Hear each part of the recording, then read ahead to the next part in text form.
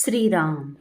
साधक हो, सध्या आपण सोमवार ते शनिवार श्री ब्रह्मचैतन्य गोंदवलेकर महाराज यांच्या परंपरेतील साखरखेर्डा येथील संत परमपूज्य श्री प्रल्हाद महाराज यांचे श्री देवीदास अमृत मोहोरीला लिखित संक्षिप्त चरित्राचा आस्वाद घेत आहोत.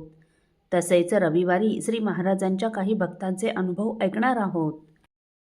मुख्य हरिकथा निरूपण, दुसरे ते राजकारण, तिसरे ते सावधपण सर्व विषयी.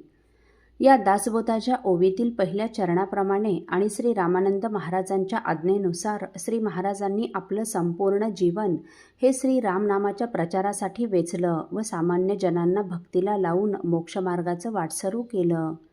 त्यासाठी अनेक ठिकाणी श्री रामरायाची, श्री हनुमंताची व अनेक देवदेवतांची मंदिरे उभारली. अनेक ठिकाणी रामायण, भागवत कथा व प्रवचने करून लोकांना उपासनेला लावून नीतिमान बनविले.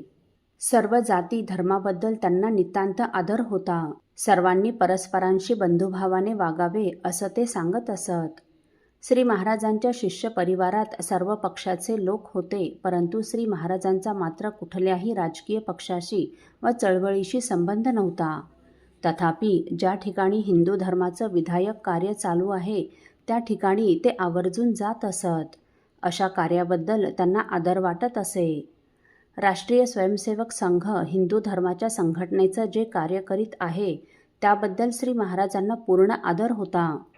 संघ कार्य हे ईश्वरी कार्य आहे अशी त्यांची श्रद्धा होती. महाराजांच्या शिष्य परिवारातील अनेक जण संघाचे क्रियाशील कार्यकर्ते होते. श्री महाराजांचे चुलत पुतणे जनार्दनपंत काळे हे संघाचे प्रचारक होते. पुढे जनसंघाचे प्रचारक म्हणून त्यांनी कार्य केले. संपूर्ण भारतवर्षात संघशक्तीचा जागर ज्यांनी केला व केवळ भारतातच नव्हे तर परराष्ट्रातही गुरुजी म्हणून ज्यांना ओळखतात ते राष्ट्रीय स्वयंसेवक संघाचे द्वितीय सरसंघचालक श्री गोळवलकर गुरुजींबद्दल महाराजांना अत्यंत आदर होता. परंतु आतापर्यंत दोघांच्या भेटीचा योग मात्र आला नव्हता. श्री महाराजांची व श्री गुरुजींची भेट व्हावी अशी अनेक संघ कार्यकर्त्यांची व श्री महाराजांच्या शिष्य परिवारातील अनेकांची इच्छा होती. शेवटी चिखलीच्या आदर्श महाविद्यालयाचे प्राचार्य बाबूराव राजेंनी तो योग जुळवून आणला. 13 सप्टेंबर 1972ला सरसंघचालक श्री गुरुजी विदर्भ दौऱ्यावर होते. बुलढाणा जिल्ह्यातील संघ कार्यकर्त्यांचा मेळावा चिखली येथे होणार होता. गुरुजींचा मुक्काम प्राध्यापक बाबूराव राजेंच्या घरीच होणार होता. या भेटीबद्दल श्री महाराजांशी बोलताच त्यांना अत्यंत आनंद झाला व त्यांनी आपले अन्य प्रवास रद्द केले व ते वासुदेवराव मेरेकर यांच्या घरी रात्री मुक्कामास आले. गुरुजींजवळ देखील महाराजांच्या भेटीचा विषय काढताच त्यांनाही अत्यंत आनंद होऊन त्यांनी आपल्या गर्दीच्या वेळातील संपूर्ण 1 तासाचा वेळ श्री महाराजांच्या भेटीसाठी काढून ठेवला. चिखलीला 2.5 वर्षांपूर्वीच स्थापन झालेल्या श्री राम मंदिरात ही भेट सकाळच्या वेळी ठरली. श्री महाराज आन्हिका आटोपून श्री रामरायाच्या दर्शनासाठी मंदिरात आले.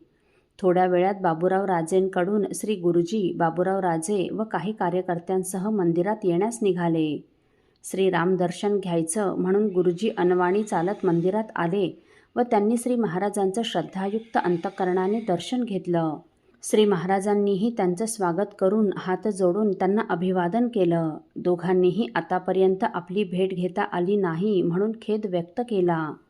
श्री गुरुजींची प्रशंसा करताना श्री महाराज म्हणाले, आम्ही गृहस्थाश्रम स्वीकारून संसारात निमग्न झालो आहोत, परंतु आपण मात्र संन्यास घेऊन श्री समर्थ व श्री शिवाजी महाराजांना अभिप्रेत असणारे राष्ट्रकार्य अविरतपणे करत आहात.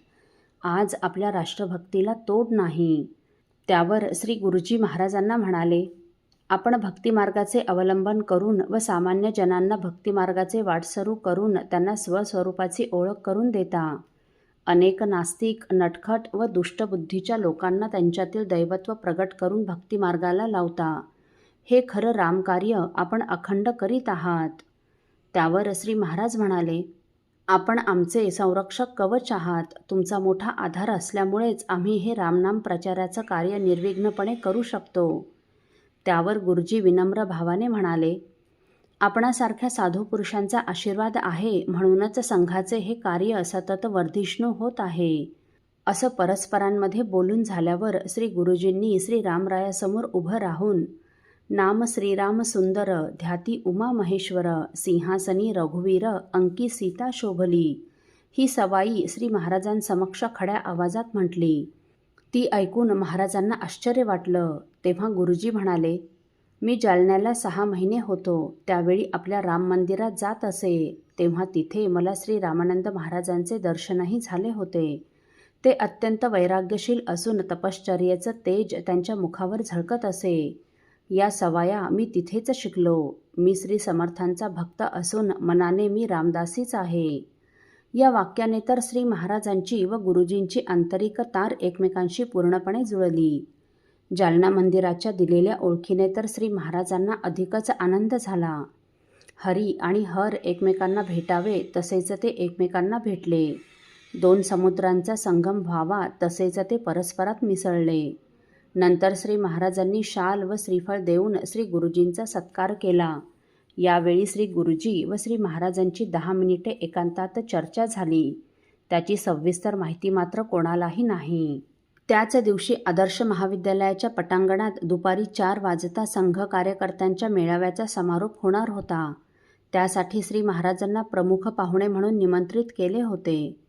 त्यावेळी श्री गुरुजी या सर्व कार्यकर्त्यांना मार्गदर्शनपर केलेल्या भाषणात श्री महाराजांचा परिचय करून देत म्हणाले, श्री महाराज हे रामदासी आहेत, म्हणजे श्री समर्थांचे अनुयायी आहेत.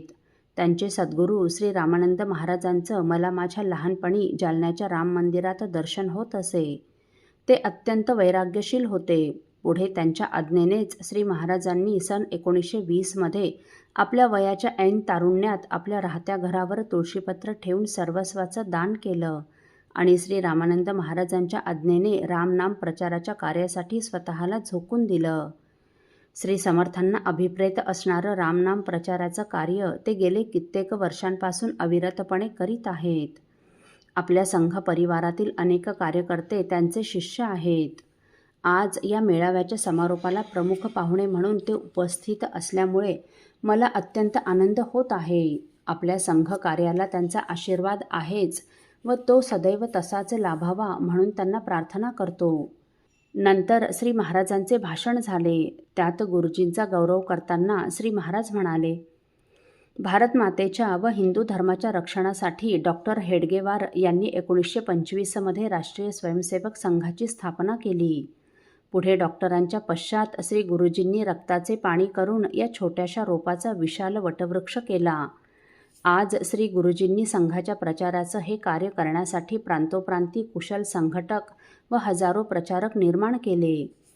राष्ट्रगुरू श्री समर्थ रामदास स्वामी आणि हिंदवी स्वराज्याचे संस्थापक गो ब्राह्मण प्रतिपालक श्री शिवाजी महाराजांना अभिप्रेत असणारं भारत माता व हिंदू धर्मरक्षणाचं फार मोठं कार्य ही संघटना निरंतर करीत आहे. संघ कार्य हे ईश्वरी काम आहे. ते जोमाने वाढले पाहिजे. आज संघाच्या या कार्यामुळेच हिंदू धर्म टिकून आहे. भारतातील सर्व साधू संतांना, मठ मंदिरांना आणि हिंदूंच्या सर्वच धार्मिक संस्थांना संघाचा फार मोठा आधार आहे. संघ हा हिंदू धर्माचा परकोट बनून खंबीरपणे उभा आहे.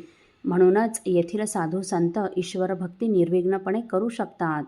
संघाचं हे कार्य सतत वर्धिष्णू होत राहावं आणि त्यासाठी श्री गुरुजींना दीर्घायुरारोग्य लाभावं अशी श्री रामरायाच्या चरणी मी प्रार्थना करतो, असं म्हणून श्री महाराजांनी आपलं भाषण संपवलं.